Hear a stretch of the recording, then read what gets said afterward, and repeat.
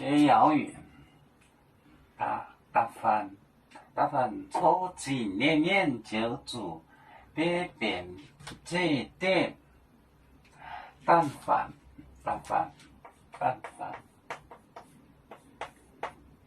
抽筋连面出城的人就煮。别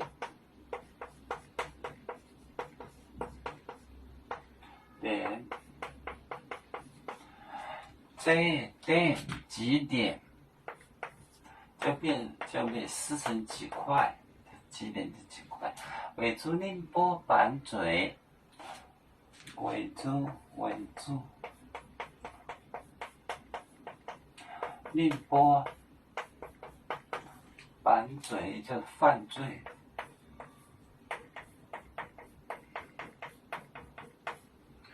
餐就多，犯罪多。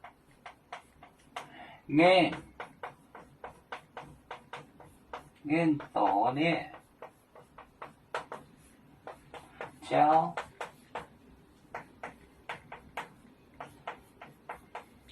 压火海或者缩，也缩痕。这个火呢，就是这个，它是个双辅音，双辅音它的发音就是 s， 它实际上就是等于 s， 当它读的时候不读 s， 它对照过来就是 s 这个 s 这个音，它就缩，缩就是大的意思，他们犯罪很大。这个缩字呢是一个方言，我听过。但是呢，它用的地方不对，不好说。有人说，但是呢，他用的这个词用的地方不好。但是它是个数字。打饭就是但凡抽筋连面出城的人，就煮就是背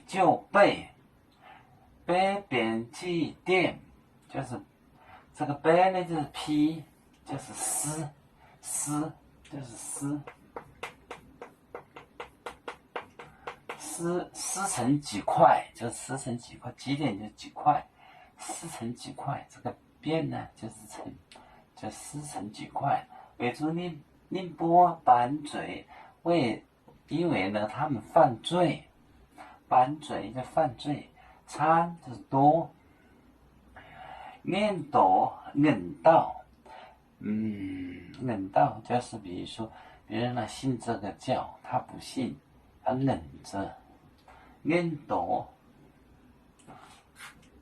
呢，教压火海也说很，这个教是个路的意思，它有时候不是指具体的路，它是指这个抽象的，比如说门道、门路，它并不是指路，这马路，它是指一种办法的意思，它是抽象的。这个教，这个是写成路，它跟这个苗语的给，跟苗语这个路是对照的。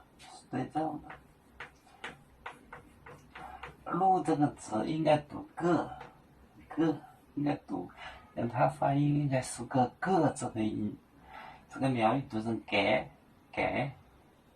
这个谣语它的基础又变了一下音，变成了教。打饭抽筋连面就煮扁祭奠，围住宁波板嘴餐硬多咧教压火海。所以说这其实很简单的，打饭都知道的，祭奠。说宁波板嘴餐硬多，硬这个字知道了，这个说也知道了，差不多都会了。这个由于它是属于这个楚国语的，因为这个楚国语跟汉语、周朝语是不一样的语言。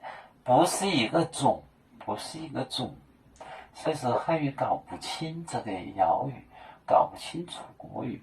这个，我是汉学家，我是汉学家，他也搞不懂。宋朝的时候，北方官员来到湖北，呢，他就听不懂瑶族人讲话，为什么呢？